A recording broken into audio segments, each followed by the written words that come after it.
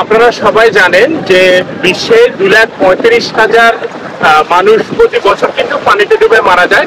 বাংলাদেশে 19,000 মানুষ পানিতে ডুবে মারা যায়, যার গড় হিসাব করলে প্রতিদিন 50 জন মানুষ পানিতে ডুবে মারা যায়, যার মধ্যে 40 জন শিশু। আমাদের এই নীরব মহামারীকে প্রতিরোধ করার জন্য জাতিসংঘ 2021 সালে 25শে জুলাই বিশ্ব পানিতে ডোবা প্রতিরোধ দিবস হিসেবে স্বীকৃতি দিয়েছে, যার উদযাপন উপলক্ষে আজকে আমরা সবাই এখানে জড়ো হয়েছি।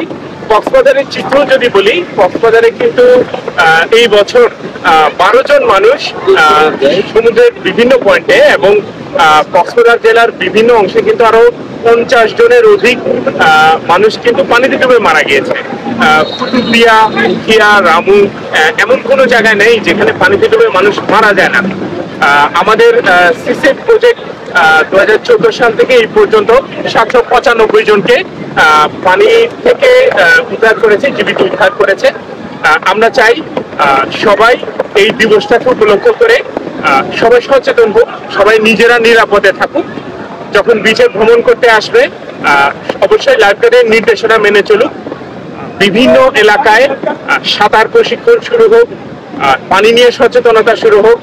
মানুষ যেন পানিতে ডুবে মারা না যায়, এই অনাকাঙ্ক্ষিত মৃত্যু যেন আমরা প্রতিরোধ করতে পারি, সেই জন্য বিভিন্ন সরকারি বেসরকারি উদ্যোগ যেন গ্রহণ করা হয়, যেন এই নীরব মহামারীকে আমরা প্রতিরোধ করতে পারি। আমি আশা করব সবাই যদি আমরা এক হয়ে কাজ করতে পারি, অবশ্যই আমরা এই নীরব মহামারীটাকে প্রতিরোধ করতে পারি। আসলে কক্সবাজারে এখন একটি লঘুচাপ সৃষ্টি হয়েছে এবং 3 নম্বর সতর্কতা সংকেত চলছে। সমুদ্রে কিন্তু ভীষণ উত্তাল রয়েছে। একটু আগেও কিন্তু জোয়ারের সর্বোচ্চ মাত্রায় ছিল এবং বড় বড় ঢেউ 7-8 ফুট 10 ফুট ঢেউ কিন্তু সমুদ্র তীরে আছড়ে পড়ছে। যেহেতু আজকে শুক্রবার, সাপ্তাহিক ছুটির দিন, প্রচুর পর্যটক এবং স্থানীয় মানুষ কিন্তু সমুদ্রের বিভিন্ন পয়েন্টে, লাবণী শিবতা এবং কলাতলী পয়েন্টে এসছে। এই সময় আমরা লাল পতাকা তুলে রেখেছি, আমরা কন্টিনিউ মাইকিং করছি। এই সময় পানিতে নামা মোটেই নিরাপদ নয়। আমরা চেষ্টা করছি পর্যটকদের প্রতিক্ষণেই সতর্কতা করে, তাদেরকে সতর্ক করে সতর্কতা বার্তা প্রদানের মাধ্যমে এই পানিতে যেন তাদেরকে নামতে না দিই, কারণ পানিতে যদি কেউ একবার পড়ে যায় তাকে উদ্ধার করা একেবারে অসম্ভব।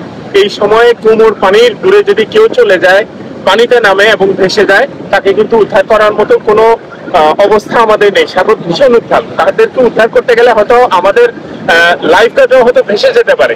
সুতরাং আমরা বারবার চেষ্টা করছি যারা পর্যটক এসছেন সবাইকে সতর্ক করে পানিতে নামতে না দিতে।